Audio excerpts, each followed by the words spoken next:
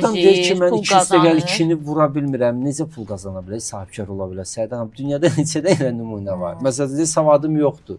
Düzdür, məsələn, sahibkarlar var ki, hələ də kirillə yazırlar. Yəni bu sistem sağlam olsa necə qabağa gedə bilər? Müəllimlər 40 ildir müəllim işləyir, gedilər, oturdurlar, imtahan verdilər, işdən qovurlar ki, sən müəllim deyilsən. Düzdür, və yaxud da gedirlər süpürgəçidən deyirlər, rus dili, ingilis dili bilirsən. Və yaxud da Azərqazda da süpürgəçiləri imtahan edirlər. Yəni belə bir cəmiyyətdə necə olursan milyarder olursan və heç bir savadın, biliyin yox. Bu artıq öz savad və bilik bacarığı deyil. O vaxtı Sovet dönəmində spekulyant deyirdilər. Belə ora danışır, burayla düz qoş eləyir filan, o otaqdan bu otaqdan dəllal mı deyək, nə deyirsiniz deyin də. Bu yəni iş adamlığı deyil axı. Yəni necə olur ki, bizim baxın, tikinti şirkətlərinin böyük əksəriyyətinin rəhbərliyinə baxın.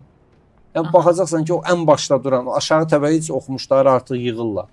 Bakı nə gündədir ümumiyyətlə? Yeni Yasamalara bir baxın, filənə baxın. Yəni savadı olan, məsəl üçün 500 evlik bina tikib 50 maşınlıq qaraj tikər, maşın dayanacağı tikər. Yox, məntiq var ki, bu 2 evdən birinin maşını olacaq. Düzdür? Və yaxud da ki, tutaq ki, bir kəndlik bina tikib də 500 ev bir kənddir elə. Onun qarşısında balaca yol, məsələn, bir tərəfli yol tikər. Yox, böyük yol tikər filan eləyər. Yəni kim necə gəldi eləyiblər, varranıblar və biz indi 16-nı çəkib. Bu suların filanın basması nədir şəhəri? Məsələn, bir kanalizasiya borusudur, diametri 1 metrdir, məsəl üçün.